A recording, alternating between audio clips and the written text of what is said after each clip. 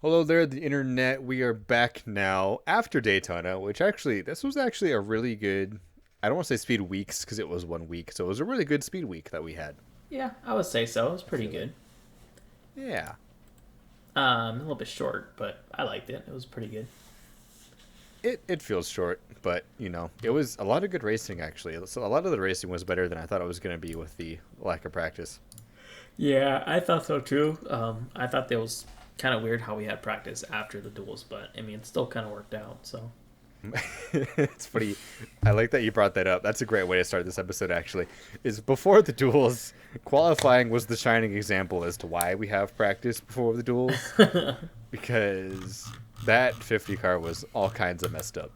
yeah, I mean, even during the 500, they were still having issues, but yeah, it was just a mess. Even like as soon as they loaded off, it was just a total nightmare.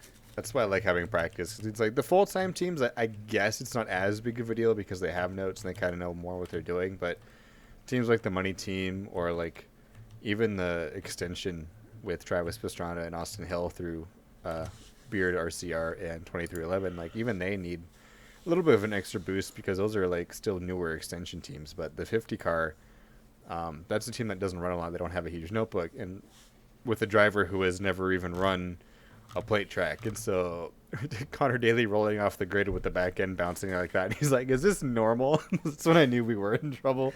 Yeah, it looked bad. Just him bouncing around like crazy. It was just like, he's not gonna make it.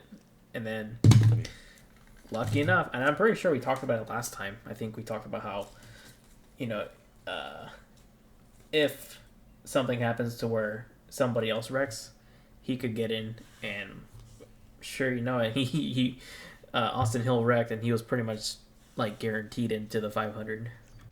Yeah, because both he and Pastrana were taken out in that same crash, and Yeah, that punched his ticket right in. The good old bounce machine made it into the he race. hopped his way into the 500. He really did. Oh boy, Travis Pastrana actually surprised me. I think this is my fault. This is my oversight.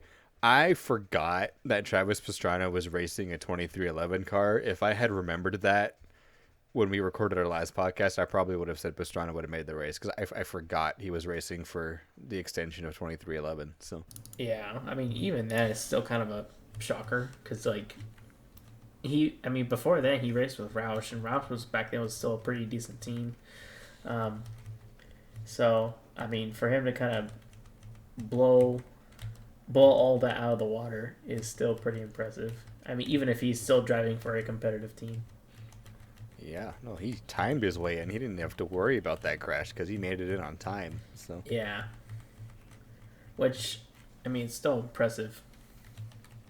yeah, and my favorite thing is he was just happy to be there. He was so excited for Yeah, everything. I mean, he was just having a good old time. I mean, he just loved the environment there. He was just like you said, he's just happy to be there. Yeah. Did you hear that he says he doesn't plan on making another Cup start after this? Yeah, Like I he's heard done. I heard about that. I mean, I feel like I heard some people chime in. They were thinking about having him try doing the dirt race. I feel like that would be pretty fun, but I don't know. I think even then, that's still kind of pushing it. But I feel like the Daytona We'll see. 500 is just kind of like one of those bucket list things for certain drivers that don't necessarily try full time cup. Yeah. So he's because his main goal was even start the race. Like he always said, if we make the show, if we make the show, if we make the show. Then he timed his way in, and he was like, "Oh my God, we're in the Daytona 500." So I think his second goal was to finish it, which I think he finished it. No, yeah, no, he finished 11th. So yeah, he finished the Yeah, he race in crashed, 11th. but he still finished. Yeah, he limped it across the line, and so it's like I think for Travis Pastrana, I think that was a successful weekend for him because his goal was I'm just gonna go ahead and make the race, and if I make the race, I want to finish, and he did all of those things. Even he wasn't prepared to finish 11th. I think he was expecting to finish in the back, and was sniffing a top 10, Yeah, I was and gonna he let a say lap. he did pretty well for his first time in the Cup Series. But Yeah, I think a like lot of it has to do with him like getting some kind of reliving that practice where he had to go back to where he when he raced in the Xfinity Series and um, kind of reuse some of those strategies that he used from Roush. So Yeah, because didn't he also make a couple of truck starts for Nice? I don't know if he ever ran Daytona for Nice, but no, I think he ran Vegas. Him and Connor Daly Yeah. ran a Vegas Truck Series race, but I feel like maybe there's a little bit of drafting there, but not compared to well, yeah. Daytona. But Well, no, but he also does have draft experience because of, like what you mentioned, he did a full-time run for Roush, I think 2 separate years. No, because the first one was Michael Waltrip, because he ran the 60 car for Michael Waltrip in 2011, I think. And then he came back in 2013 and did a run for Roush. And so he has experience at Daytona. So I think he was just trying to draw back from memory and then apply it to the next-gen car. yeah, I think a lot of it. Yeah, it's just a lot of it's trying to remember all this. Oh, sorry. A lot of it's like some of the old stuff that you used to, or he used to do. So And something I want to talk about, too, is the ARCA race, actually. So I'm going to roll up the results across the screen right now while we talk about this. But based on the last couple of years, I was not prepared for the ARCA race to be as competitive as it was. Like, it was actually a really good race, all things considered. yeah, I mean, honestly, I wasn't really expecting that either. It was a pretty great race. Yeah, it was a full field. Like, apparently 40 cars made the race. 39. One driver... No, it was 40. There was a car that didn't start. Oh. Yeah. There was like 40 cars made the field, but one of them didn't start. And so 39 cars took the green flag, but 40 of them actually qualified for it. And it looks like 28 cars finished on the lead lap.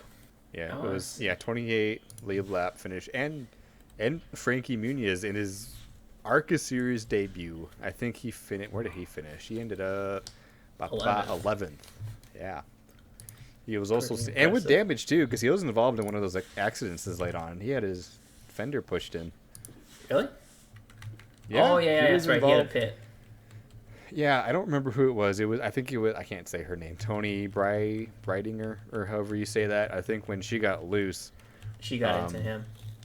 Yeah, I don't even think. No, I think that was a separate incident. I think somebody came on, but it was that same crash where she got loose and ripped the bumper off the back of her car. And that same lap, somebody came down into Muniz and like caved into the fender on his car. But so he was running top 5. Like, he did great in his debut.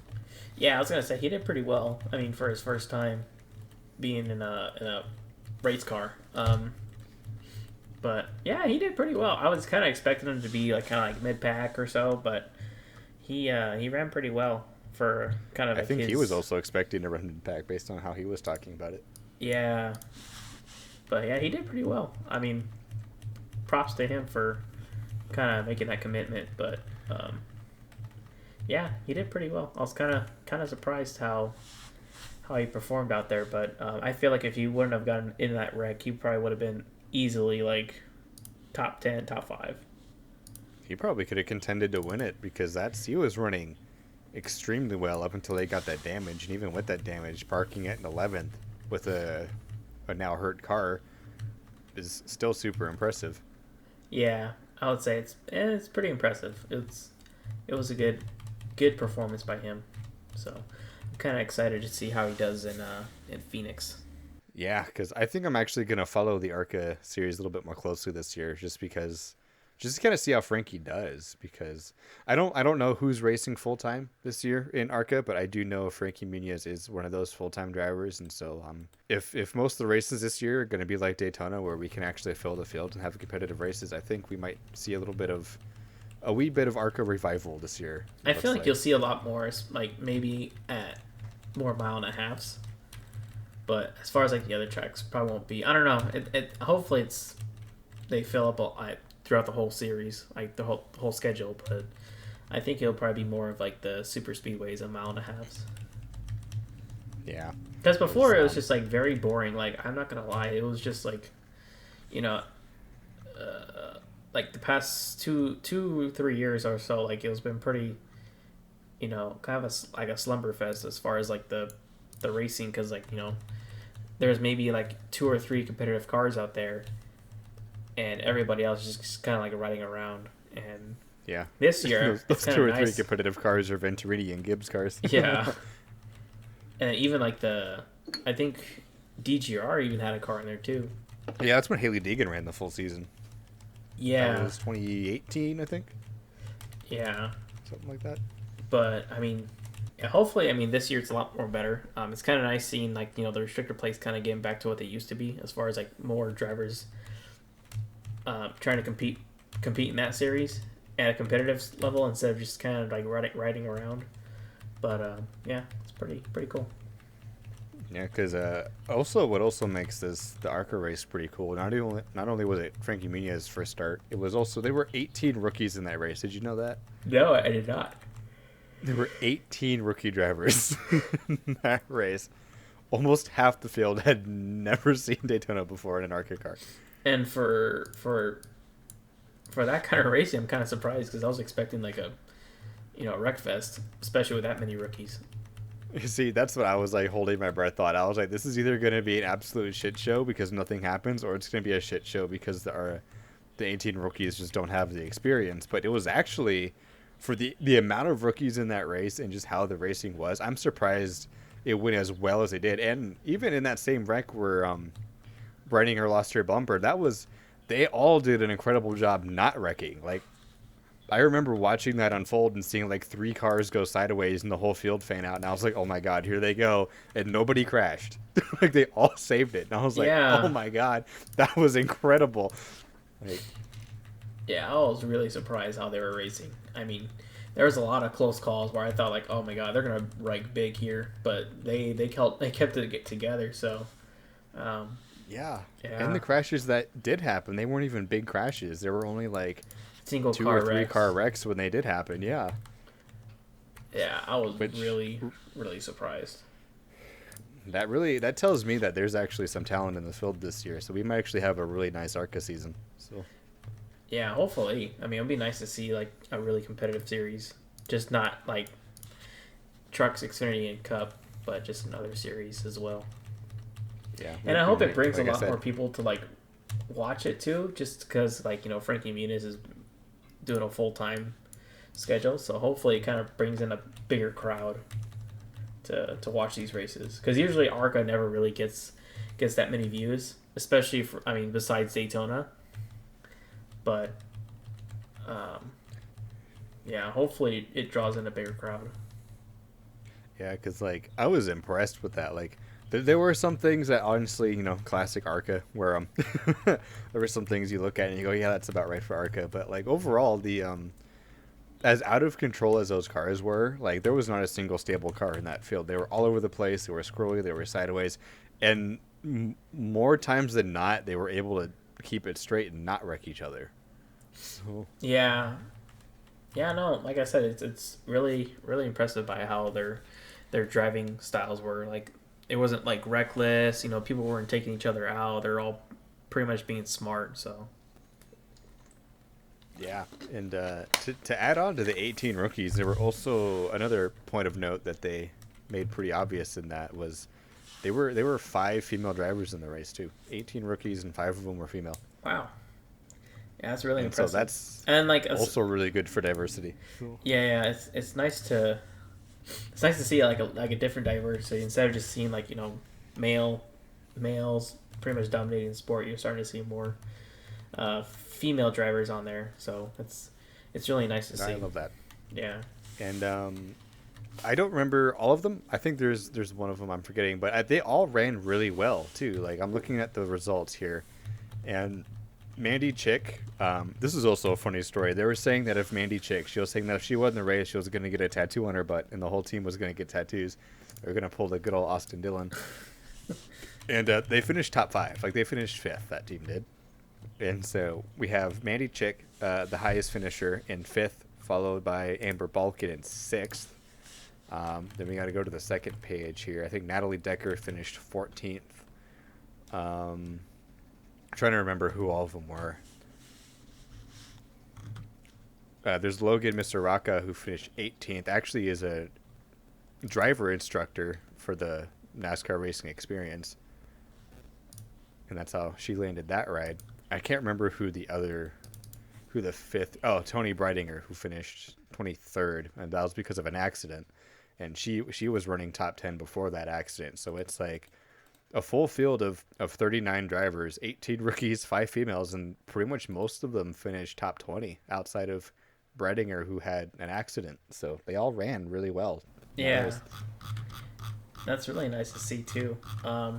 Something happened during the ARCA race. I forgot who it was, but... a few things that happened during that race. I mean, somebody made a meme of it, but like there's like an older guy who was racing in the ARCA series. Like I guess he kind of put all his funds into this race. He kind of just Scott Melton. Scott Melton, yeah. Because I'm looking at his picture right now of him screaming. He was so heated. His face is just like red. So I mean, I get why he was upset because like he got wrecked, but. I mean, I get it. Like, he's frustrated, from what happened. I totally understand, but I think, the driving style through this race was definitely a lot better than what it used to be. Oh yeah, but I know why he was mad though too. It's like he raised an excellent point in his interview where he said it was too early for them to be racing, kind of how they were racing, which they were aggressive from the drop of the green. Like they were like pushing and shoving each other around. So I understand why he was mad, because he was saying that it was to kind of give like the Cliff Notes version. He was pretty much saying that it was unacceptable to be running people over on lap 6. Oh, yeah, for sure. Which is fair, honestly. You shouldn't be running people over that early in the race, but... Yeah, but then you got to keep in mind there were 18 rookies in the field. Not all of them really have that experience. And with an 80-lap race, the mindset is go. So... Yeah, I mean, I hate to say it, but you kind of have to expect that kind of stuff, too. Especially at ARCA. And like you said, there's like 18 rookies, so... I mean... It sucks. Yeah. Should they have done it? No. But, it's part of the learning curve. That's what the ARCA Racing Series is for. Yeah, it's a learning series, pretty much. It's for people to kind of like, learn how to race, pretty much. But, unfortunately, it comes to a point where those mistakes are pretty heavy. Yeah, and expensive mistakes. Yeah. On the opposite end of mistake, speaking of saving money, one of my other favorite storylines from the ARCA race was actually Dale Quarterly's car. It's an old recycled Daniel Dye car, and instead of rewrapping the car, he just ripped the 3 off of it and then took some letters out of Daniel. So yeah, just like really long Dale up on the name rail, and then the very obvious car, just the 4 on it. I mean, I'm not gonna lie, I probably would have done the same thing. Yeah. If I don't have anybody that does printing stuff like that, I'm just ripping off all the names. Even if that, maybe at most I would do is just put the stickers on the top of the window with my name on it. But yeah, no, I ain't doing all that. I mean, they shared the same name. He didn't even have to change the name. He just take a few letters out and then bam, Dale. Dale. That's exactly what he did. Problem solved. He was like, I'm not spending money on this. It's already a good car. He just ripped the 3 off, took a couple letters out of Daniel. Bam, we're racing. We're racing, boys. Oh, I loved that. I thought that was so great. I want a die-cast made of that car. I hope they make it. That would be funny. I don't think Lionel will make it, but I might hit up some... if I can find the funds, I might hit up one of the custom die-cast people and be like, I would like a Dale Quarterly ARCA car, please, just because of how fun that paint scheme is. You have to make something like that. There's no way. I mean, I feel like it would just be for giggles, but kind of it would be kind of worth it just to have it just for the fun of it. Hey Lionel, if you're listening, I would be first in line to order a Dale Quarterly Daytona ARCA car. Yeah, but I mean that ARCA race wasn't too bad. I actually quite enjoyed it. Yeah, I did too. I almost didn't watch it because I was like, is it going to be worth it? Is it going to be worth watching? And then it was on, and I was like, they were talking about how big the field. I saw the field was huge, and that there were 18 rookies and all these other things happening. And I was like, you know what? I'm going to watch this because this looks like it's shaping up to be a good race. And boy, was it a good race. Because I don't even think they used to have fields like that in the past few years. I think before it was just very small. It was like 23 cars the last couple of years or something like that. Yeah.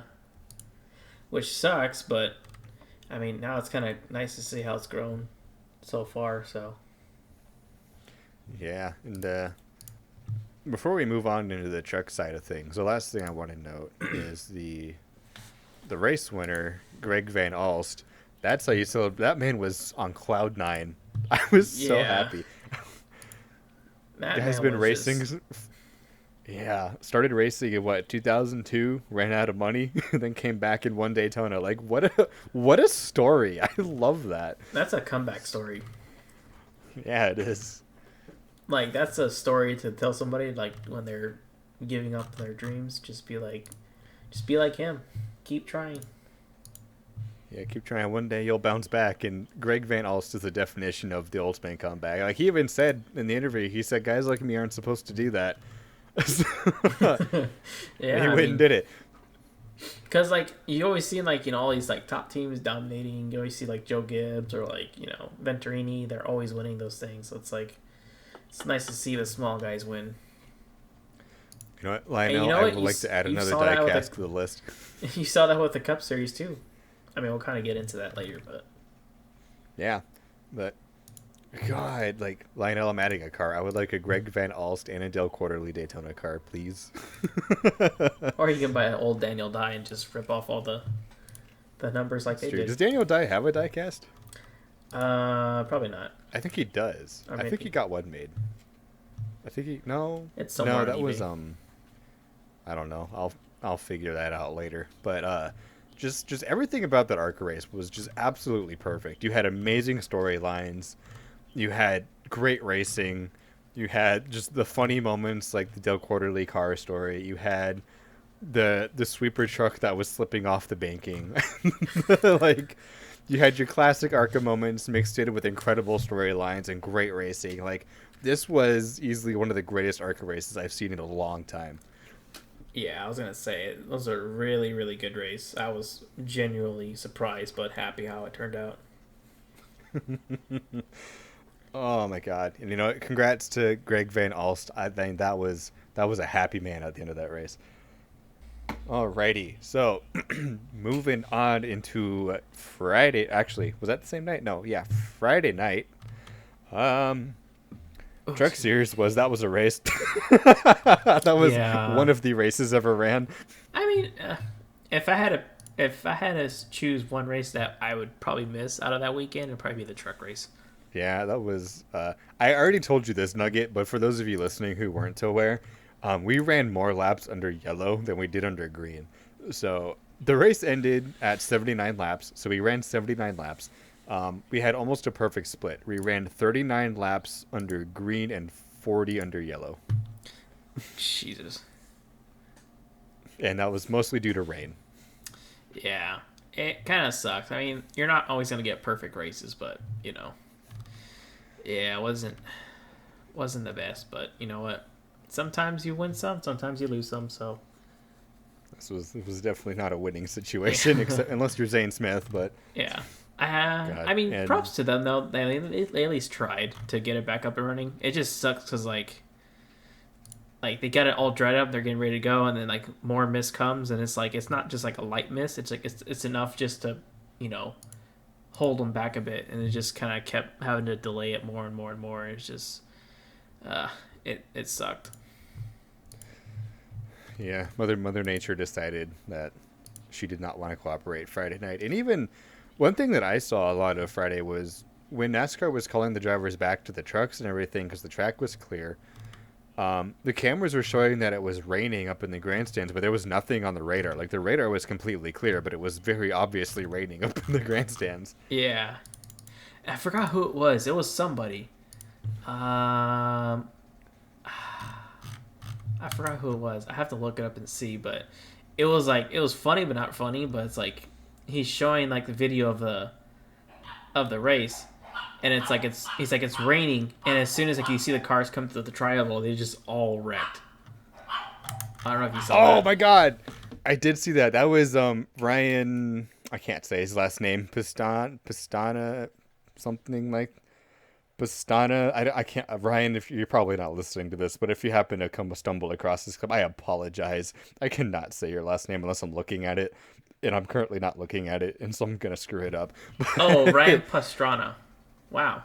I think he changed that for Oh, Travis never Pastrana. mind. So yeah, I think his actual name is like Ryan Pastrana or something like Pastrana. Pastrana. Okay, all right, it is Pastrana. Got it. So yeah, he posted that he was like, "It's raining," and then here comes the wreck. Yeah. He's like, it was Yeah. raining. No way I started recording. Yeah, so that It was just like perfect because like he looked up into the clouds and then he comes back down to the track and they just all wreck. it was the perfect pan. Like you couldn't have scripted that better. Yeah. This man needs a raise. He does. I think we met him So I've never once. seen that. I think I've walked by. I've met him a few times. I've never like 'Cause engaged in conversation with him, but I I've think like we did. bumped into him a couple times. So I remember like Have Talladega. you? I haven't. We were in the hauler and he came by and he was like asking like how we were doing. I'm like, oh, we're good. You're right. Yeah. I forgot about that. Was that Ryan? Or was I think that was somebody Ryan. else? I think that, no, you're right. That was Ryan. Because My I bad. looked at him like, he looks familiar. I'm like, I don't want to be like, oh my god, I follow you on Twitter. And be like, that's kind of weird. But yeah, he talked to us briefly. He's just asking how we're doing, stuff like that. Okay. Yeah. Yeah. But I kind of forgot about that. I think also because I was mad that I didn't have a golf cart, and navigating Talladega was woof. which I really hope, I don't know. If we do that again, I would hope that they just tag team it. Give me give me a scooter or something. I mean, like at least anything. like let us both have it, like have a pass, and then that way we can just like, I don't know, like tag team Well, I'm it. thinking more of, well, we can tag team it, but also like, I don't think you understand, Chris, because you were trapped on the pit lane. It navigating Talladega, even as a tag team, is damn near impossible unless you have some mode of transportation. Like give me like a scooter or roller skates or some combination of both. Maybe I think next maybe time more- we're just gonna have to like like, to carry on with like a scooter or something, because my god, fuck, I might. I'll take a big suitcase and just put my scooter in there and be like, here you go, we're all set. There you go. Do that. I'm telling Austin, like, hey, can I get a scrumptious golf cart or something?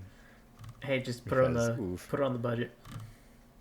Yeah, we'll add it into our into our price list for like golf cart or scooter. We're not really picky $20 as long as scooter. it has I'll do wheels. it. Oh, for real, I'll take a $20 scooter. I mean, if it gets me there faster, then yeah. So, You know, I'll rather spend that $20 just to help save my feet. real, exactly. I was so tired at the end of that. I was like, I just want to go home. My feet hurt. I was tired. You were lucky. You got to sit in the shade on the pit lane. I was out baking it in the still sun kinda up in those sucked, photo though. towers. Okay. I was still kind of exhausted because like I was running. I don't know. Even for me, it's just like, oh my god. I mean, No, that's fair. I guess I shouldn't say anything unless I had to experience it. even for you, I can't imagine. But like for me, it still kind of sucked because like I had to like run from like all the way at the end of pit road and then run all the way towards the beginning, and then I was like trying to get creative and I was trying to get to like certain parts of the track where I can get access to, but it's like you're very limited. I'm just like, what the fuck. God, But yeah. It was fun though. Don't get me wrong. I'm gonna complain about it because I had a good time. That's just how I cope with the with the parts that weren't as fun. yeah, But anyway, we're getting off track. Back to trucks. One thing I do want to bring up, I added Bob Pockgrass on Twitter because I had a big old question. First of all, the Craftsman banners are gigantic. Like they are huge on those trucks. And secondly, I noticed probably like about halfway through stage one or so that some of the Craftsman banners are red and some of them are black. And I'm gonna go see if I can find the official explanation, because I think the red banners are for trucks that are competing full time for the championship, and the black banners are like the part-time Part-time. trucks. But I'm gonna go back to my Twitter really fast and confirm that. because I think Xfinity does that too. Or like, you know, they'll Did have they? like, I think it's something kind of like it because like the Xfinity, they'll have like their name on the banner, but like all the part-time guys, it'll just say Xfinity, but it'll be like half Xfinity, and then it'll be like a purple banner. Oh, I didn't even notice that. I gotta look at the Xfinity cars again now, because I think I only noticed it on the Truck Series because the those banners were so big, like it was impossible to miss that. Yeah, they were huge. I mean, Craftsman Craftsman definitely got really their put money's in. worth. No, for real, yeah. They were not messing around with those banners. Man, how many tweets did I like over the weekend? Boy, I've been scrolling for a minute and I cannot find. Ah, here it is. Yeah. Yeah, so yeah, championship contenders have the red window banners, and the ones who aren't running for the championship have the black ones. So I had it right. I just wanted to make sure. So Yeah. No, it makes sense. God, I really honestly I don't have a ton of notes from the truck race because it was mostly just a mess with all the rain and stuff. Yeah, it was kind of a mess. Like, I think if I had to say anything about that, it's just like Hailie Deegan actually looked a lot more competitive this year, in the trucks, I would say. Because I mean, I saw her; she was running up front a lot, like top five, like even if like for a chance for the win. And I think like even her talking like after when she wrecked, she seemed like more positive because like she gets from what she's told me is that she feels more confident. She feels like the team's more communicative. Her Yeah. teammates are a lot more helpful. I mean, not to say that DGR wasn't, but I feel like she's getting more out of ThorSport because I mean ThorSport's really competitive, and I think I was gonna say ThorSport's been around for a long time too, so I think it's also an experience level within the team. Because while DGR isn't like a brand new team, they also haven't been around as long as ThorSports. There's still some things that they're probably learning that they're picking up on, and so yeah, somebody like Hailie Deegan moving to ThorSport, who's been around the block, they can probably help her more with information and stuff like that. So I think she's getting more out of that. yeah, and I think it like if you have a teammate compare like Matt Crafton or Ben Rhodes, I think you'll get more out of them because like they have a little more. I mean, Matt Crafton of course because he has more experience. Ben Rhodes because like three-time champion. Yeah, Ben Rhodes who's Is like he three-time? Matt Crafton. Yeah. I'm not sure. I know he's a champion. I think it's three. I think it's I know it's more than two, but I can't remember. Let me check. I'm just before I spit out numbers here. I want to be accurate about the nonsense that I'm spewing. So, Yeah, but like I feel like you can get more out of them. To where I think, I mean, DGR did have a couple of drivers. Like they had like Ryan Preece, who's very good, but doesn't really run trucks as much. And I feel it's a little bit more difficult to get like I mean, I don't know. yeah, and yeah, Mike Crafton, three-time Truck Series champion. I was right. I'm just doubting myself today. I'd be spitting facts and then questioning myself. But Let's see. yeah, I mean, I feel like she's stepping in the right direction. So we'll see how she does in at Vegas. I think Vegas is the next one. Yeah. I think Vegas is the next race. But yeah, I think this will be a really good season to gauge where she's at. I don't really want to say too much based on Daytona because it's like, that truck race was kind of a mess, and Daytona is never usually a good benchmark to start. And so she finished 35th after the crash, which isn't great at all, like second to last after Dean Thomas. But yeah. But I think we'll have a better gauge about halfway through the season. Yeah, or at least Vegas. Where she's at. Yeah. Well, even Vegas. Let's get through the West Coast swing, and then we'll probably have a good idea. Because I don't like to like judge drivers based on the first couple of races because you're still trying to get your feet under you for the start of the season. So yeah. So I think after we're done with a handful of races, we'll have a better idea where she's at. But based on Daytona, not a great start, but yeah, should get better, especially with the team that she's in now. Because we had something else that's fun from the truck race. Both Jason Whites made the race. Yeah. Jason White and Jason White. Yeah, Jason White. I should have noted which one finished where, but let me see. We had, where did they finish? Beep, beep, beep. Jason White. They finished 15th and 21st. I did not write down which Jason White finished in what spot, and I should have. but I I'll have it. let you guys figure that out. You have that. Nice. So, Jason White, number 1, finished. I know one of them 21st. finished 15th. I just don't know which one. Is that America Jason White or Canadian Jason White? I don't know. There's no flag. Oh, nice.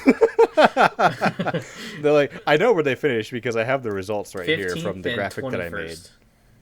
Yeah, so I know where they finished because I have the graphic that I made. I just don't know which one. Jason White, because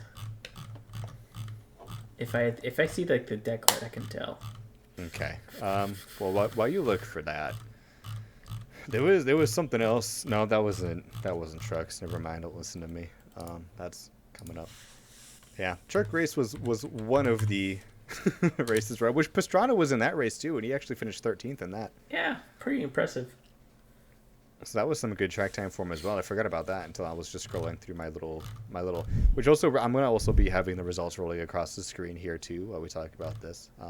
It might have already rolled across the screen. It might be rolling across now. I'll figure that out later when I edit this. But so the 34 was Jason White, the Canadian. So he finished 21st. Okay. The other Jason White so finished 15th. Okay, so USA Jason White was 15th and Canadian Jason White was 21st. Got it. Noted. All right. Something I want to note too from the truck race is that everyone who finished the race finished on the lead lap outside of Stuart Friesen, who was 5 laps down. But we had 27 trucks on the lead lap at the finish. Wait, how many trucks? 27 trucks on the lead lap when they called the race. That's not bad. I mean, he did end it early. Well, everybody else was out. Everybody else was out. Like 28 trucks officially finished the race, and 27 of them were on the lead lap, which I think is pretty good. Yeah. Considering the trucks on the track. That's still not bad, but No, not at all. Let's see. Do you have anything you want to note on the actual race itself? Because I really don't have anything here because it was just kind of a mess. That's really the only note that I have. Nope, that's it. That's all I got. Okay. All right. Well, I guess now's a good time to introduce something we tried to do last year, and it kind of fell apart because I did not put it together correctly. But this year I worked out the kinks. I put it together correctly, and I'm going to stay on top of it. We're bringing back the DVR Points Championship. Pretty much what we're doing is I've come up with my own little point system for the season-long thing. Just something for us to follow for fun. It's not official in any way. This isn't the official NASCAR points thing. This isn't the playoffs. This is our own little DVR Championship thing points that I have. And the way I kind of set it up was based on field size. Like every position drops down a point based on the field size. And so Truck Series, an official field is 36 trucks. And so the way I have it set up is that the first place winner gets 36 points, and then we drop a point all the way down to last place, 36, which would get a single point, pretty much the thanks for showing up point. But outside of those, I also have bonus points here, and I kind of labeled them just like in preceding order. So 1, 2, 3, 4. So we get 1 bonus point for sitting on the pole, 2 bonus points for leading a lap, 3 bonus points for leading the most laps, and then 4 points for a win. And so that's a grand total of, I think, 10 bonus points, right? Yeah. So yeah, so there's 10 extra points on top of the 36 you can get to win.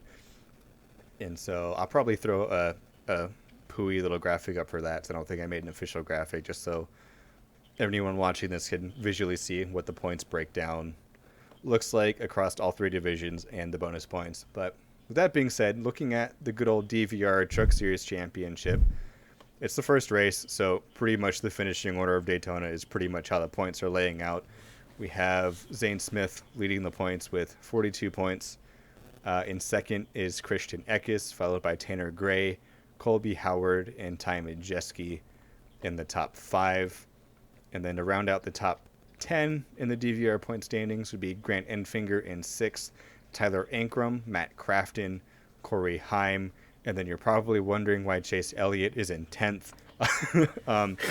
Another thing that I'm doing is just to make it easier for me to follow the points. Is anybody who starts a race, I'm just giving points. That way it's easier for me to keep track of them. During the season, the part-time drivers will slowly filter their way down the list, and full-time drivers will make their way up the list. And so Chase Elliott, while he's not competing for a Truck Series championship, will be on the points sheet because, I think he finished 10th in the truck race. And based on the points distributed, he's going to end up 10th on the Truck Series points. Until we run more races, he'll probably filter his way out. But that's the top 10 in the DVR points. Is there anybody you want to look at while I have my points sheet open, Chris? No, I think I'm good.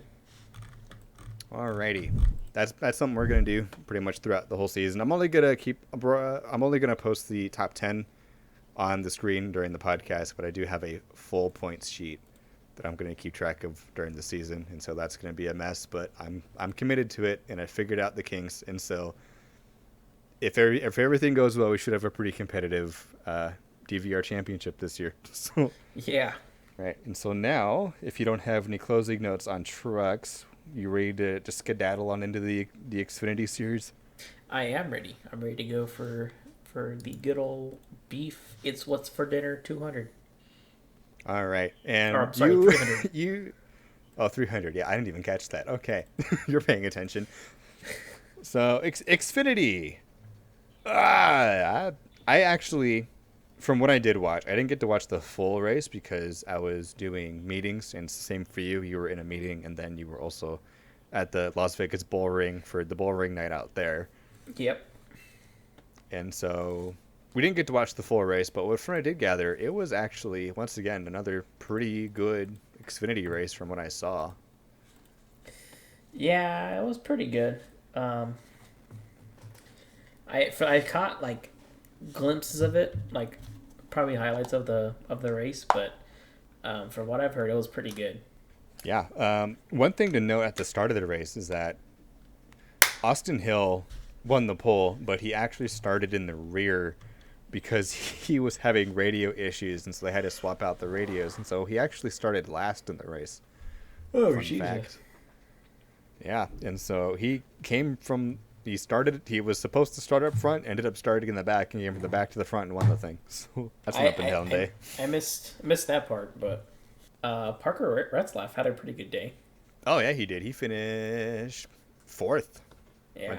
He's running full time this year, isn't he? Yes. Yeah, he is full time. Yeah. So very good run at Daytona. So definitely going to keep an eye on him. Yeah, I'm quite surprised. And then who else? Riley Herbst finished 6th. Joe Graff Jr. top 10 for him. Not bad. That's true. He's not running the 07 this year, is he? He's with a new team. The 39. I think that's for Siege. Yeah, I think that's RSS Racing. Yeah. Is who owns that car. Yep, and then Cole Custer and his venture back into the Xfinity Series at top 10. So. Yeah, I completely forgot about Cole Custer, too. Already? We just started. Yeah, but... Well, I forgot that he's coming back to the Xfinity Series, but I didn't get to watch the race, so I didn't get to really see too much of it. You know what? Fair enough. But not bad for Ford. They got 4 Fords in the top 10. I think the only... Actually, there's quite a few Fords in the race. Yeah, I was going to say, Ford usually doesn't have any partnership. This year they had a pretty decent lineup. Yeah. Something else I want to note, too, is that Joe Gibbs Racing, with a brand new lineup this year, they had a solid showing. John Hunter Nemechek finishing 2nd, and Matt Snider in the 19 finishing 5th. And so top 5 for the Joe Gibbs Racing bunch as a whole. Yeah, pretty good. I think the lowest finishing Gibbs car was Sammy Smith, who finished 19th. Yeah, he finished 19th. But overall, pretty good turnout for them. The one I have my eye on is John Hunter Nemechek. And I say that because there's no Noah Gragson, there's no Ty Gibbs, there's no AJ, there's no who was in the final 3. You still have Justin Allgaier, and you still have Josh Berry. But I'm looking at him because he's been up there a lot, like the past few years, whenever he's run Xfinity. He's won Texas before.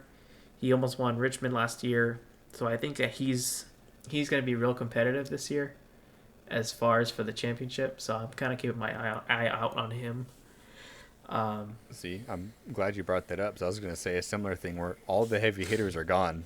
Literally all of them except for Barry and Allgaier have moved up into Cup. But you got one more, which is Cole Custer. That's true. Even last year, like, he just, like, the dude just dominates. Like, it's not even funny. Like, last year, he just dominated Auto Club. He was just, like, in his own area code when he's out on that track. So, Also, I won't be surprised to see Cole Custer in the Final Four. So, I mean, that's probably the only driver that I see that's going to be very competitive this year. I think it's going to be between Cole Custer and John Hunter. Okay. Somebody I want to keep my eye on, too, is Parker Kligerman. This is his first full-time season back in the car after a couple of years. And he took that 48 car. I think they figured out what they're doing because they had Tyler Reddick in the car a couple of times last year, and they won one of their races out. I think they won two of them, actually. So I think Cole Custer won in the 48 car, and then... Really? No, he won in the 07. No, Okay. Cole Custer won the 07. It was Tyler Reddick who won the 48. Sorry, I'm trying to, like, remember as I'm going. But in Parker Kligerman, they qualified second for this Daytona race had they not had a problem. And they were running pretty well up until late in the race when they had that contact with Jeffrey Earnhardt, and that put them both back in the pack. But... I want to keep an eye on Parker Kligerman this year to see how he does with that 48 bunch. Yeah, I'm kind of keeping my eye out on him too. I mean, you're right. Like, just seeing them, they've been really competitive. Just from last year, and with them having Tyler Reddick in there. But I don't want to say that they're going to be a Final Four driver. I just want to wait and see see how they do a little bit later on in the season. I definitely think they'll be a competitive driver to win at some of these tracks, but we'll just have to see. But I definitely do like the way that they're how do I say it? I definitely like the way how they're pretty much progressing the season. Like you said, they qualified second. They were running up front a lot, so we'll just have to see. I guess another one. Honestly, I think. Oops, sorry, but just real quick, I think PK makes the playoffs, but I don't think he makes it to the Final Four. Yeah, in all honesty, so. I definitely think they're a playoff driver for sure. But as the Final Four is still kind of questionable, but we'll just have to see. Another driver that I'm kind of keeping my eye on is Chandler Smith. It's because right now, who does he have as his teammate? He has Daniel Hemrick, right? Yeah, Hemrick. So and the college cars. Yeah, and then like the 10 car, they don't have Landon Castle anymore. It's kind of switching off between like some veteran drivers. Like they're gonna have Austin Dillon, and then they're gonna have Kyle Busch. And then with them having Kyle Busch, I feel like he can relay a lot of information for them to be a lot more competitive this year, which I feel like that could definitely help out Chandler Smith and Daniel Hemrick this year. You know what's funny about Kyle Busch also driving the 10 car for Kaulig this year is that he was teammates with both Daniel Hemrick and Chandler Smith before. Chandler Smith back with KBM and Daniel Hemrick with Hemrick back with Gibbs. Yeah, when he won the championship. So it's like Kyle Busch has worked with both of those drivers before, and so it'll be fun to see how Kaulig does this year with Kyle Busch behind the wheel of the 10 car too. Yeah, it'll definitely be fun. I think the first race he's coming back is Vegas. I believe so. Yes. Oh, I think it's Auto Club. I'm not sure. Is it Auto Club? I know he's racing Vegas for sure, but I don't. Is he just doing the whole West Coast swing? I'm not sure. I think actually, you know what? I think he's doing Vegas then Phoenix. Okay, he's not doing the Auto Club.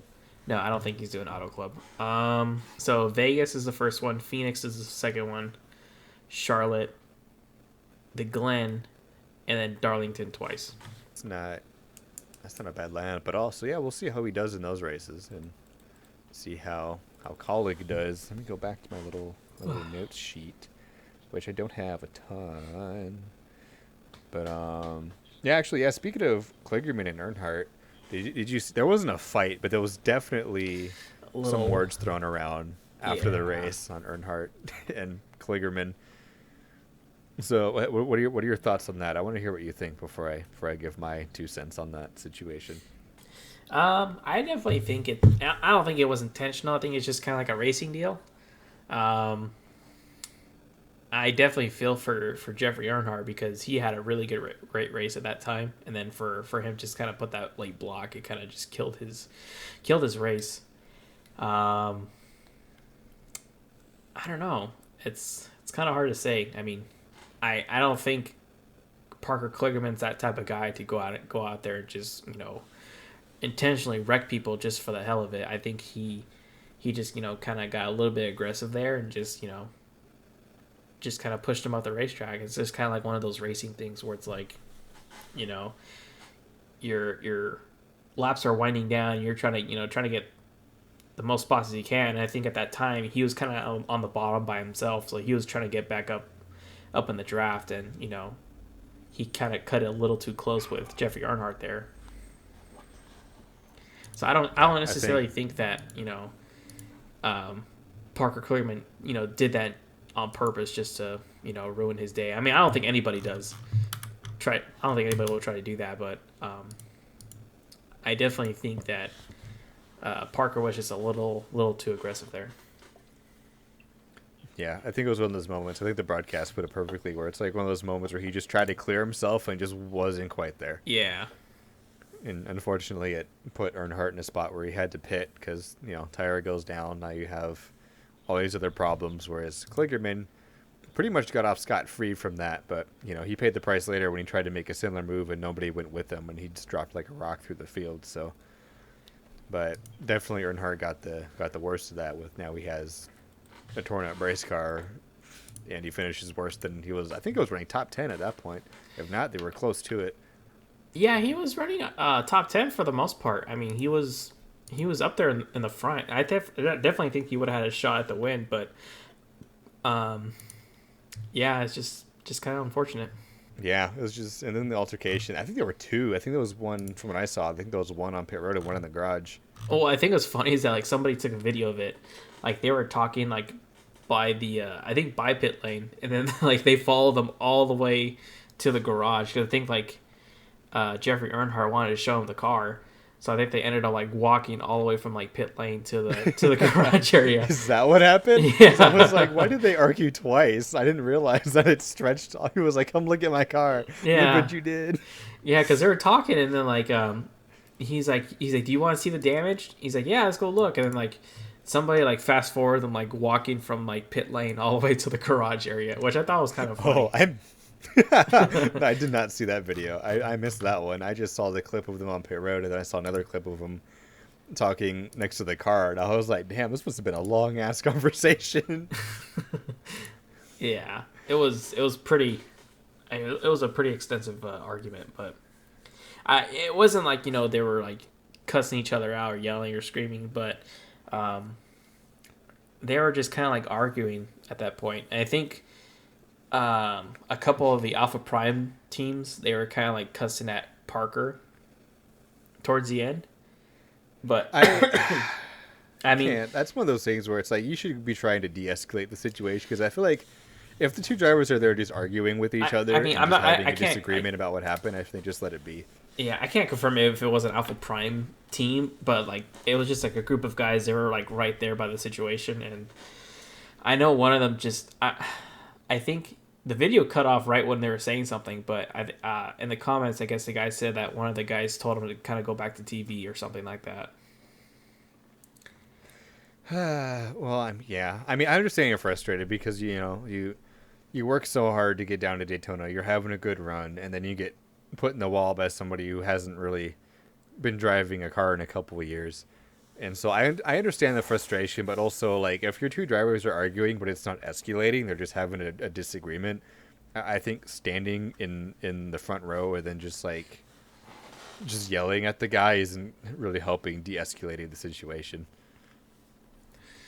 Yeah. Like, I'm happy it didn't escalate. Like, it could have turned into a fight, but I'm happy it didn't. But like, I think Parker's a pretty level-headed guy. I don't know enough about Jeffrey Earnhardt, but he doesn't strike me as a guy who would just go out and start a fight. So I think you have two like pretty understandable guys who were very clearly heated, and so the goal is to try to not escalate it past what it needs to be, and I think everybody handled it very well outside from the people trying to insult Parker while he's having a conversation with Earnhardt. Yeah, I mean, like you said, I don't think they're the type of guys where they're gonna like throw hands in the garage area. I think they want to discuss more of like what happened, how can we resolve this. So the follow me to my car to look at the damage is really funny though. Yeah, it was kind of funny. Yeah. Imagine being mad enough that you follow a guy to his car to prove him wrong. Come look at my car. That's great. I love that.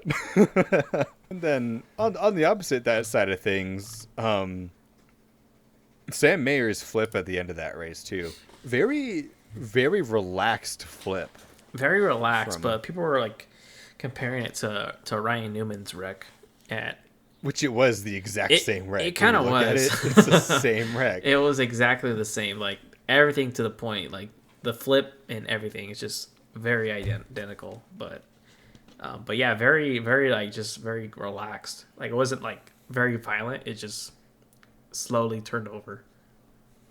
Yeah, which is the best scenario in that case, for it to just kind of lightly tip over and then slide. I think that is like the best case scenario in a situation that Snider found himself in. So yeah, he didn't get hit again, which is also thanks to bringing back to Parker Kligerman, because I think Kligerman was en route to pile drive him in the door, but he swung it right and hit somebody else to try to not hit him in the roof. Which, so it's like, thanks to Parker Kligerman's fast thinking, we did save it from fully recreating the Newman crash. But like, it's one of those things where it's, and I also saw people complaining about the safety of the cars. It's just like, I'm probably, and if anybody finds this clip, I'm probably gonna get yelled at some point, but like, there's only so much you can do to stop physics, and at that point, that's just one of those crashes where it's like there is nothing we can do to stop something from that happening. He got turned at a weird angle. They're going fast enough that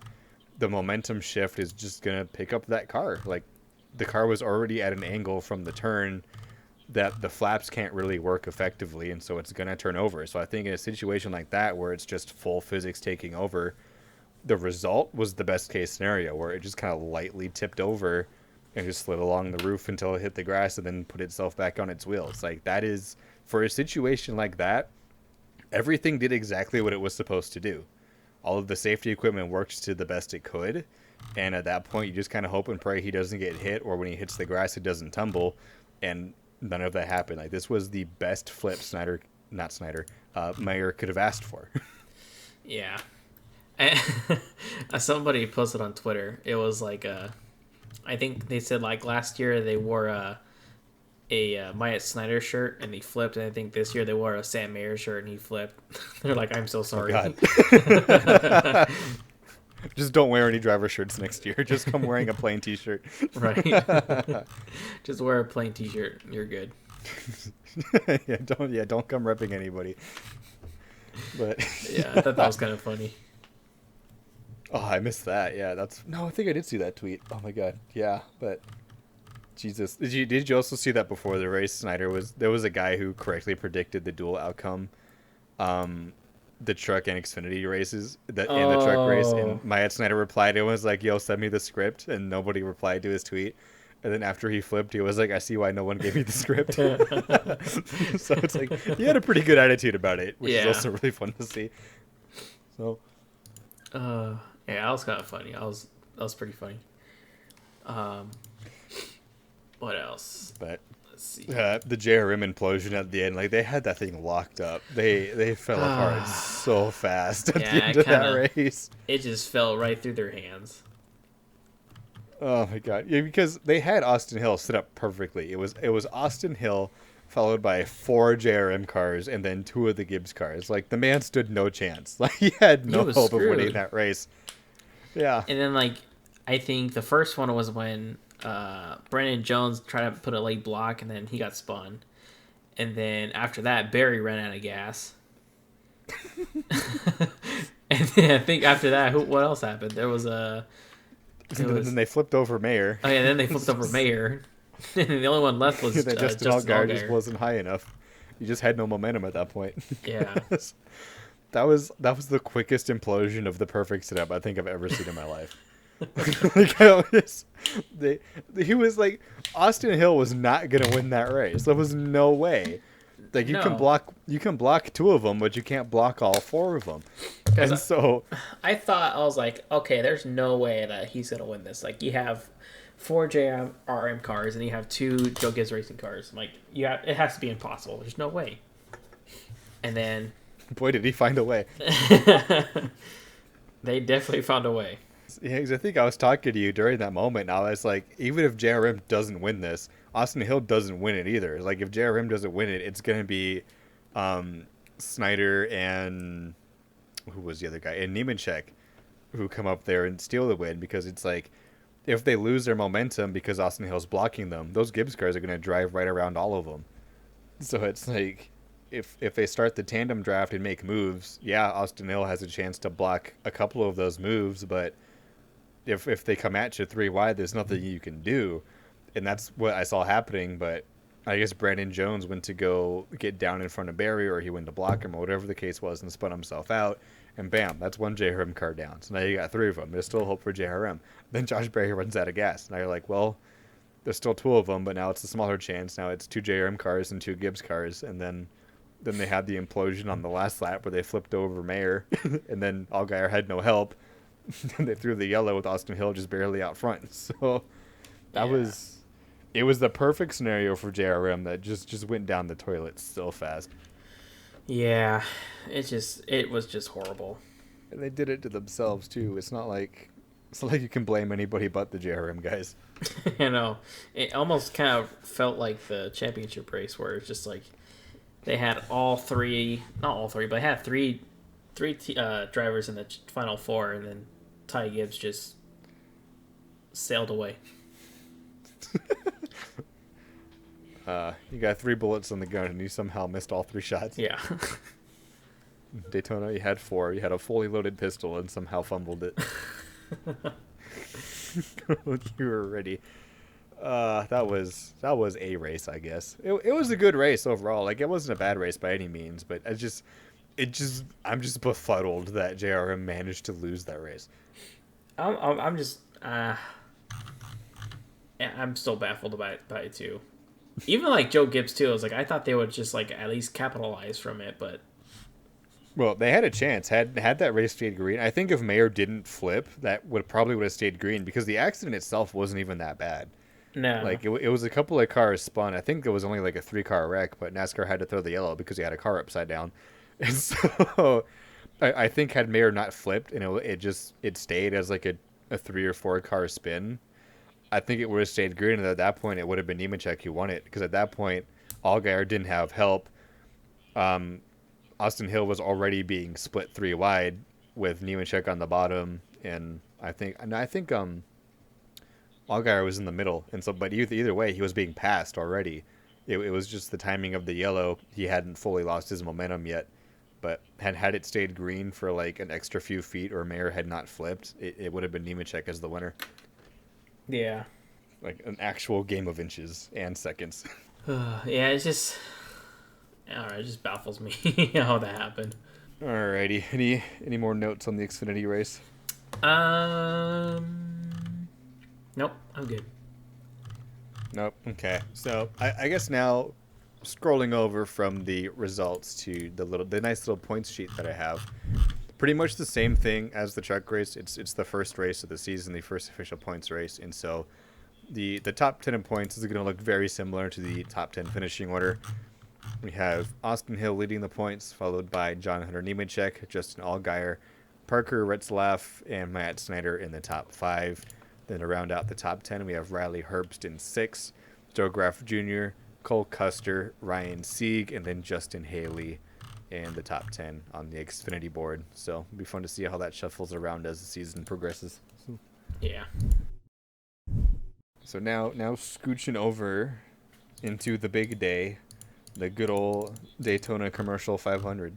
That honestly, for the 500, that was a really good race. Like aside from the 6,000 commercials that were played, I thought the racing was actually really good. Yeah, I thought that was pretty good too. A lot of like side by side action. There wasn't a lot of like train.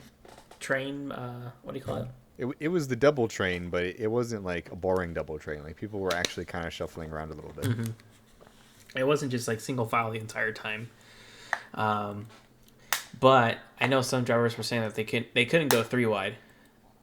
So they were just kind of struggling with that. I know some people try to make it 3 wide, but it just never really worked out. Like either somebody just got like too loose, or nobody wanted to go with them, but it just never worked out. So, but overall, it was pretty good. I mean, up until the end, where it just kind of like turned into a wreck fest.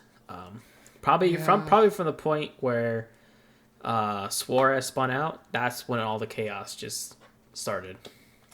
Yeah, I knew the second they cut Suarez spinning, I was like, because we didn't watch it together for the first time in a while. I watched it with my buddy Carl. Yeah. And the second I saw Suarez spin out and get stuck in the grass, I was like, well, that's the end of this race. Welcome to the wreck fest has begun. Yeah.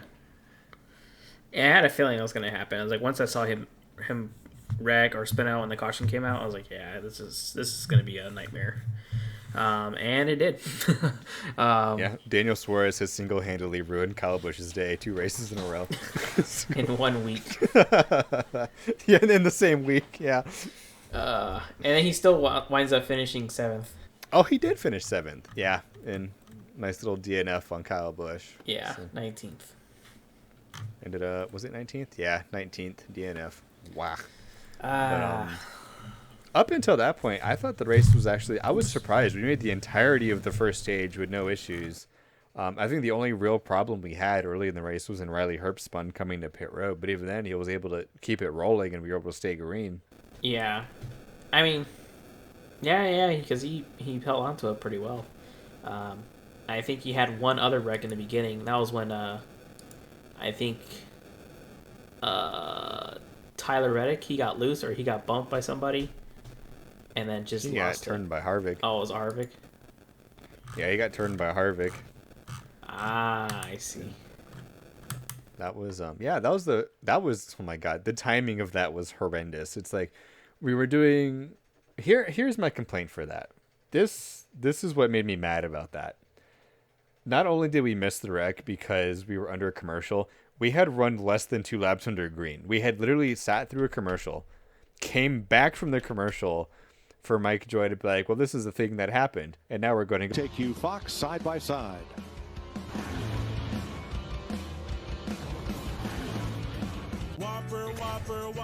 Whopper, Junior, double, triple, Whopper, Impossible or Bacon, Whopper, I rule this day. MBK, have it your way. We were back from commercial for 2 laps, less than 2 laps. I think it was like a lap and 3/4 of a lap, and then we went to the side by side when the wreck broke out.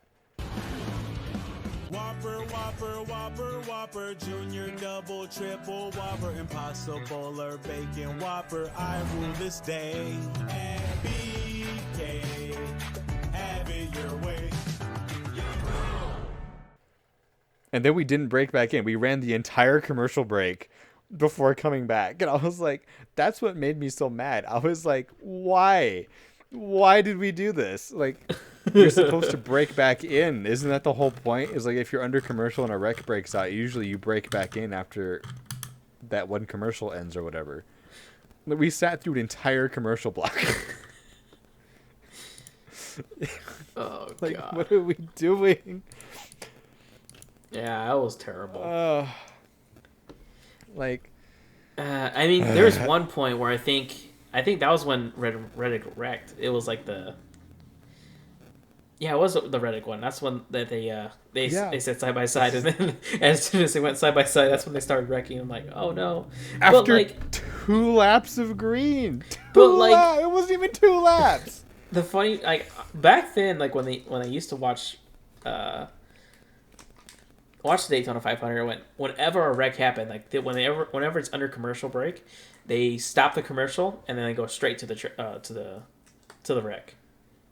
Yeah, they did. Like, the wreck would still be happening when we would cut back in. Like, it would, like, the wreck would, I think the second a car went around, they would cut the commercial. So it's like, we'd be watching, like, some stupid commercial, and we'd cut back in, and, like, Bill Weber would be screaming at us. And he'd be like, oh, my God, the caution is out. And there'd be, like, 16 cars spinning. And they'd be like, oh, my God, the caution's out. Now it's like, here's your Burger King commercial while everyone's crashing. Whopper, Junior, Whopper. Like, the one I remember the most was, like, in 2006. It was the Daytona 500. And I remember it went under commercial break, but I think it was, like, side-by-side. And it was when Tony Stewart and Kurt Busch wrecked.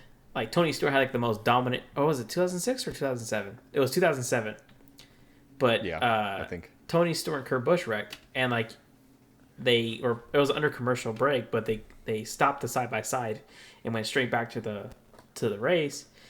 And... that's when you saw, like, Mike Joy, he's like, crash, turn 4, Tony Stewart, you know, yada, yada, yada. But now it's like, this one, it was like, it was a good, like, they pretty much did, like all of the commercial that they wanted to show. Yeah, like I was saying, the entire commercial block as we're watching the field fly apart in the little tiny screen in the corner. I was like, yo, when are we going to go back? I was like, it's kind of like a big point of the race. And then eventually once the commercials end, they went back. But I mean, I get why they have to do it. It kind of sucks in the modern age because we're so used to like having, everything just like on demand. And I think like Eric, he brought up a good point in one of his videos. He was saying that, in the modern age, it's we're not used to this type of stuff. It's like it's kind of hard for NASCAR to kind of just switch over to that type of audience because there's still like a lot of old school fans that still watch NASCAR, and but I feel like eventually we have to get to a point where we have to migrate to the modern age, and I feel like this is a good learning curve for them because they can be like, hey, we got this is the kind of response we got back, and this is what we need to kind of improve on. And I definitely think that they can improve as far as trying to reduce the amount of commercials or trying to find a way where you show more side by side. Because I mean, like, it kind of sucks for them to kind of like show the side by side while like the wreck's happening, but at least I will still be able to catch it. You know what I mean? It's not like I'm watching. I think I made the joke in the group chat that they were going to do a side by side under yellow, and they did. And it's like I mean it sucks, but I'm kind of glad that they still had a side by side. But I mean, if it was at a point where it's like it's a full on commercial and a wreck happened, it's just like, okay, that's another thing. You know what I mean? But yeah. I will say that I guess they are starting to listen to us and learn a little bit because during the clash, like we were there physically, but a lot of complaints were like, we can't see anything because the cameras were also zoomed in and like cropped weird and the broadcast was just terrible. And I will say during the 500, we didn't have that problem. Like I don't remember, they didn't show a ton of kids in the grandstands. We didn't have shots that were useless and pointless. We were zoomed out on the field in shots that made sense. So it's like overall, the actual execution of the broadcast was not terrible. It's just the commercials made it miserable. The amount of commercials just made it miserable to watch, and the timing of those commercials were terrible. But overall, the racing was pretty decent. The broadcast when we weren't under a commercial was actually pretty good. You could tell what was going on. You could look through the field and see what was happening. The cuts when something did happen were a lot more paid attention to. So it's like the actual execution of the broadcast is getting better. It's just that we're in the modern age now, and it's just like having that many commercials is a great way to turn your audience away. And that's something I saw on Twitter too, was like, it was bad enough commercial wise that people stopped watching the Fox broadcast. Like I saw people posting about, they were switching over to MRN radio. They were watching like the raw feeds on other websites. Like there were people watching like the European feeds and the just like foreign feeds of the race to get away from the commercials. So like that's how bad it was, that people tuned out of the Fox broadcast in favor of other mediums to watch the race because of the commercials. And that's a huge red flag for Fox. If I'm an executive at Fox and I open up like review things and stuff and I see that people were actively not watching the Fox broadcast in favor of other mediums to watch the race, that's a huge red flag for me. And now we need to sit down and see how we can improve on that, because it's like the broadcast itself was good. It was literally just the commercials that killed it for a lot of people, and the amount of them and the timing of them. They were all terrible, just horrendous and it made the broadcast less enjoyable. And I don't like saying that because the broadcast itself was good. Like, I think everybody in the booth did a good job. I think the execution of the actual way the race was shot was way better than we've seen it in the past. It's just that people aren't going to look for that because of the amount of commercials that were played in such a small window, especially the side-by-side after 2 laps of green flag racing. Like, it's just annoying at this point. I think I said something in the group chat too, where I said I think it's just a matter of time before they offer some kind of subscription, whether it's full commercial free or it's commercials only under yellow. But I think if NASCAR really truly is interested in keeping up with the younger audience and trying to cater to younger audiences, they need to figure out some kind of streaming platform or some kind of subscription-based package where we can get either no commercials or less commercials. Because I know NASCAR is very commercial-driven, so even if no commercials isn't an option, I would like to have less commercials that we have an option to only have under yellow flag conditions. And I think that's really going to help cater to the younger audiences that they're trying so desperately to cater to. Yeah. I think you're right there, because I mean, if you do want to cater to that younger audience, you do kind of have to migrate from, having that old style where you have commercials during caution breaks or like during the race. You kind of have to like switch it up a bit, but I do believe that they'll improve. I mean, like you said, we have seen them, progress from the way the Clash looked to how the 500 looked. So I definitely do feel like they're listening. They can. Our bullying is working. Our bullying is working. But yeah, I definitely is working. I definitely think that they'll improve. But we'll have to see how Fontana turns out. Vegas. I know we won't be able to watch the broadcast, but we'll just have to kind of play it by ear on Twitter. Yeah, I'm kind of looking forward to see how that goes, just for experimental reasons. And the other thing, the advertising has been weird too, because it's like something that NASCAR posted, I think it was today, or maybe it was yesterday. No, it was today, because I think they aired it before the 500. I don't remember seeing it because I got to Carl's apartment a little bit late, and so I missed it if they showed it on TV. But on their YouTube channel, about 3 hours ago at the time of recording this podcast, they uploaded the celebrating 75 years and moving forward video.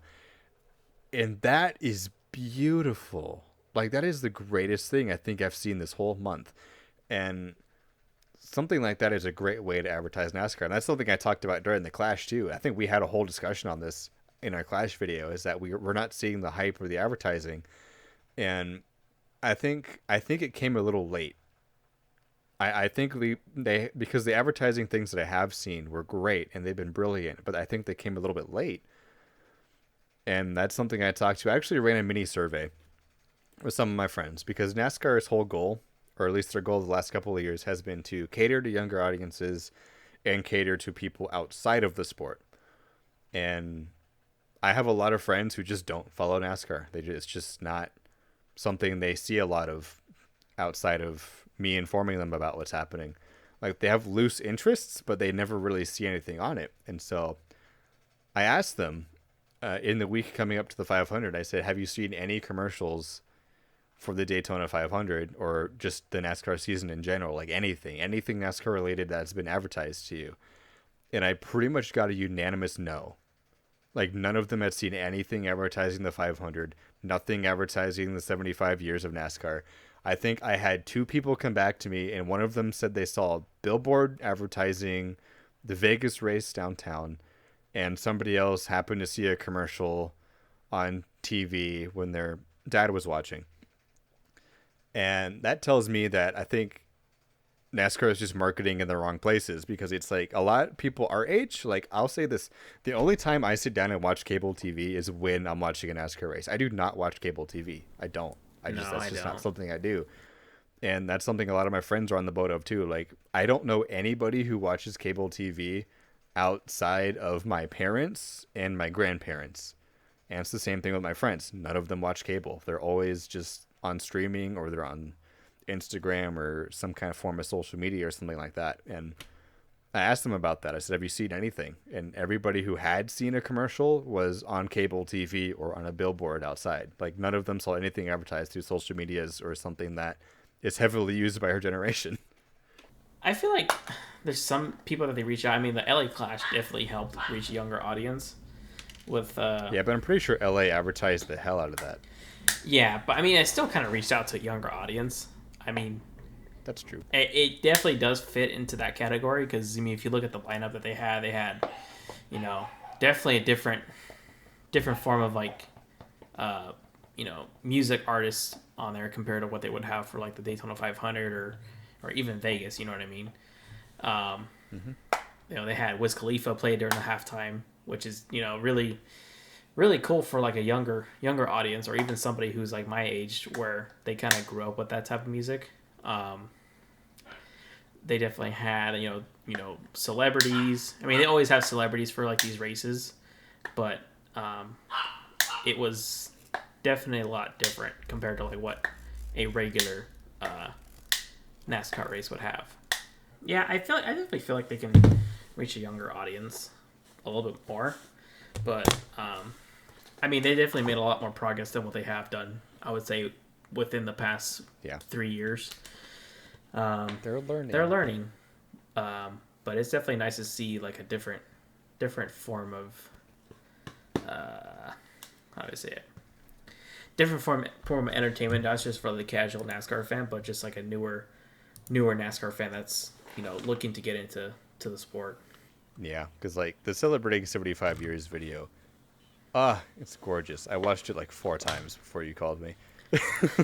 Like that is like perfect advertising. But I would have liked to see that be the advertisement before the 500 and stuff. Like, I feel like that would have been perfect. So it's like they're figuring it out. They're learning how to advertise this stuff. I just think they need to get better at releasing it maybe a little bit sooner, so it has more time to reach people, and also probably get better at promoting this stuff through their socials, because from everybody I talk to, none of them saw anything outside of like a billboard downtown or an ad on cable TV.